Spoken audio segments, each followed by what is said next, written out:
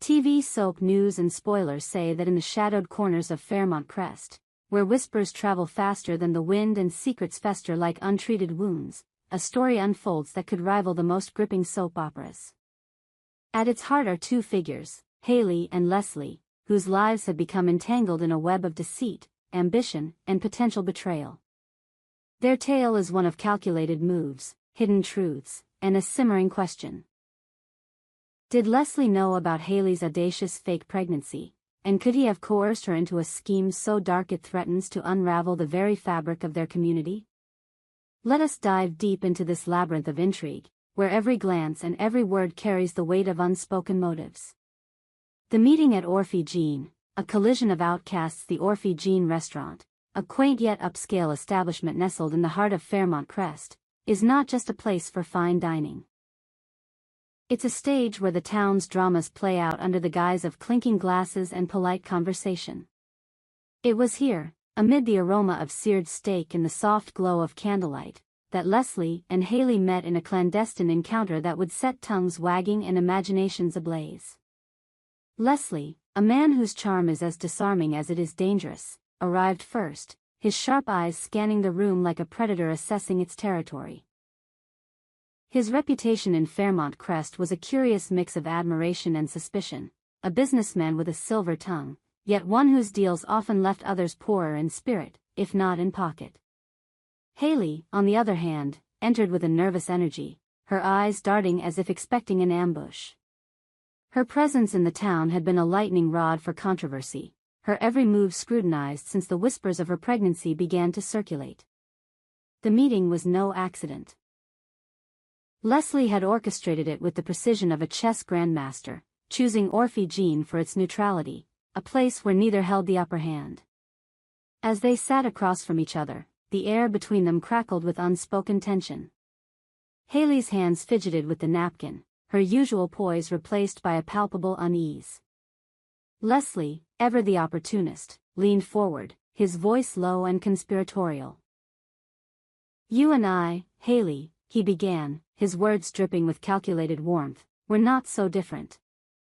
Cast out, misunderstood, shunned by the very people who smile to our faces." Haley's eyes narrowed, but she didn't interrupt. Leslie's observation was not just accurate, it was a mirror held up to her own existence. At Fairmont Crest, where social hierarchies were as rigid as the oak trees lining its streets, both Haley and Leslie were pariahs. No one at the prestigious Fairmont Crest Country Club would deign to share a table with them, their invitations to gala events mysteriously lost in the mail. Their names were whispered in hushed tones, often followed by a quick change of subject. Leslie pressed on, his voice a velvet blade. "We've both left our mark on the Dupree family, haven't we? Vernon and Anita's precious daughters, caught in the crossfire of our, let's call them, missteps." The Dupree family, Fairmont Crest's unofficial royalty, had indeed suffered at the hands of both Haley and Leslie. Vernon Dupree, a patriarch whose stern demeanor masked a fierce protectiveness over his family, had watched his daughters, Clara and Elise, become collateral damage in the chaos these two had sown. Clara, the elder, had lost her fiancé to a scandal orchestrated by Leslie's ruthless business tactics, a betrayal that left her heartbroken and disillusioned. Elise, the younger, had been ensnared in Haley's orbit, her reputation tarnished by association with a woman whose secrets were as numerous as the stars. The Duprees, once untouchable, were now a family fractured, their legacy tainted by the actions of these two outcasts. The shadow of a fake pregnancy at the heart of this drama lies the bombshell that has set Fairmont Crest abuzz, Haley's pregnancy, or rather, the growing suspicion that it is a fabrication of the highest order. The rumor began as a whisper, a fleeting comment at a garden party, but it has since grown into a roaring cacophony that threatens to engulf Haley entirely. Her carefully curated image, elegant, poised, untouchable, has begun to crack under the weight of scrutiny. The signs were there, if one knew where to look. Haley's wardrobe, once a parade of form-fitting dresses, had shifted to loose, flowing garments that concealed more than they revealed. Her public appearances were meticulously timed, her excuses for avoiding certain events as flimsy as tissue paper. At a charity luncheon, when a well-meaning matron offered her a glass of champagne, Haley's refusal was accompanied by a smile so forced it could have shattered glass. "Oh, I'm just being cautious," she had said, her hand resting lightly on her abdomen. But the matron's raised eyebrow spoke volumes. Leslie, with his knack for sniffing out weakness, may have been the first to suspect the truth. His meeting with Haley at Orphe Jean was not just a meeting of minds, it was a test. Did he know, even then, that Haley's pregnancy was a carefully constructed lie? And if so, was he planning to use this knowledge to his advantage, to bind her to him in a pact that could shake Fairmont Crest to its core? The idea of Leslie leveraging Haley's secret is not far-fetched. He is a man who thrives on control, who sees every interaction as a transaction. To him, Haley's fake pregnancy could be a golden ticket, a means to an end. But what end? Power? Revenge? Or something far more sinister? The possibility that Leslie threatened Haley, whispering promises of protection in exchange for her compliance in some grand scheme, is as tantalizing as it is terrifying. Imagine the scene, Leslie, leaning closer across the table, his voice barely above a whisper. "I know, Haley," he might have said, his eyes glinting with menace. "I know what you're hiding. But don't worry, I can keep your secret. All it takes is a little cooperation." Haley, cornered, her carefully constructed world teetering on the edge of collapse, would have had little choice but to listen. The stakes were too high, the consequences too dire. The Dupree connection.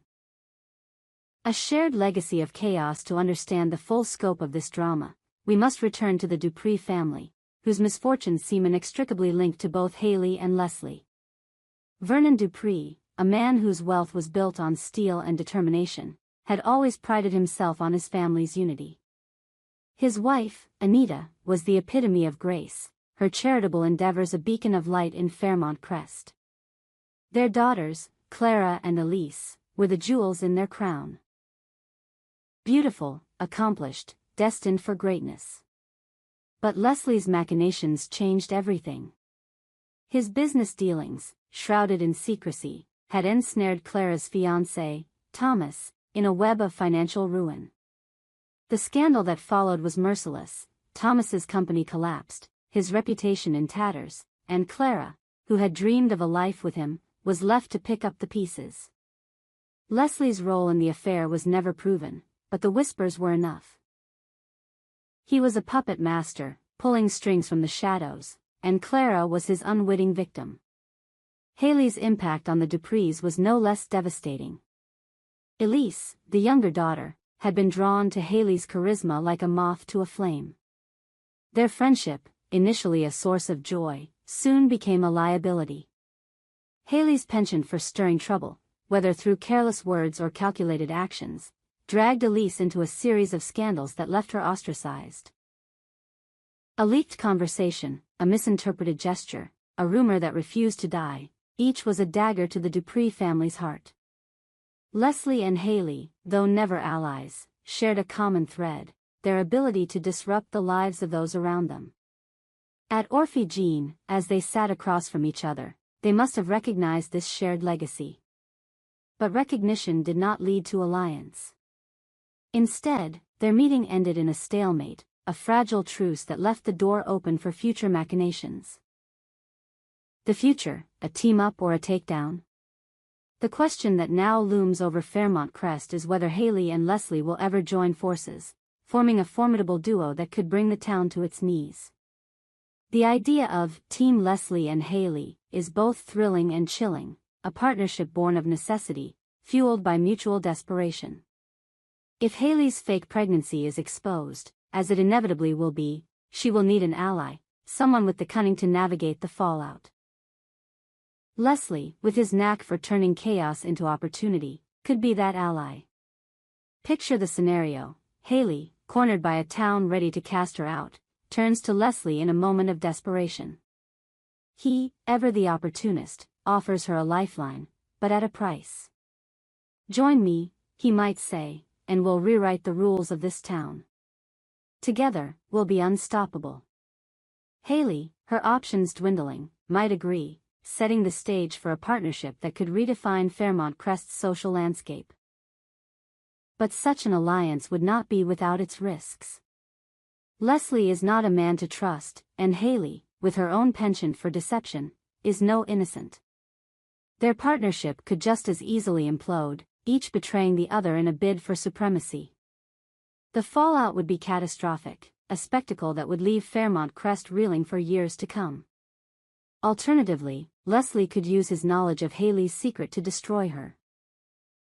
If he sensed that she was a liability, he might expose her himself, orchestrating a public humiliation that would cement his own power while casting her into oblivion. The thought of Leslie, standing triumphant as Haley's world crumbles, is a stark reminder of the stakes at play. The town's reaction, a community on edge. Fairmont Crest is no stranger to scandal, but the saga of Haley and Leslie has pushed the town to the brink. The residents, from the country club elite to the shopkeepers on Main Street, are divided. Some see Haley as a victim, a woman caught in a web of her own making but deserving of sympathy. Others view her as a master manipulator, her fake pregnancy a calculated move to garner attention or deflect scrutiny. Leslie, meanwhile, is both admired and feared, a man whose intellect is undeniable, but whose motives are as murky as the river that runs through the town. The Dupree family, in particular, watches this drama with bated breath. Vernon, ever the strategist, has begun to rally his allies, determined to protect what remains of his family's legacy. Anita, though outwardly composed, is said to spend her nights poring over old letters, searching for clues to Haley's intentions. Clara and Elise, scarred by their past encounters with these two, have retreated from the public eye, their silence a testament to their pain. As the rumors swirl, the town braces for what comes next. Will Haley's secret be exposed, shattering her carefully constructed facade? Will Leslie emerge as her savior or her destroyer? And what of the Duprees, whose lives have been so irrevocably altered by these two figures? The answers lie in the future, but one thing is certain: Fairmont Crest will never be the same. Conclusion: a story unfinished. The tale of Haley and Leslie is far from over. It is a story of ambition and betrayal, of secrets whispered in dimly lit restaurants and plans hatched in the dead of night. Whether they become allies or enemies, their actions will ripple through Fairmont Crest, leaving no one untouched. For now, we can only watch and wait, our curiosity piqued and our imaginations ablaze. What do you think, dear reader? Will Haley and Leslie form an unstoppable alliance, or will their secrets tear them apart? We hope you enjoyed it and look forward to sharing more with you in the future. Don't forget to like, comment, and subscribe. TV soap news and spoilers for more updates on Beyond the Gates.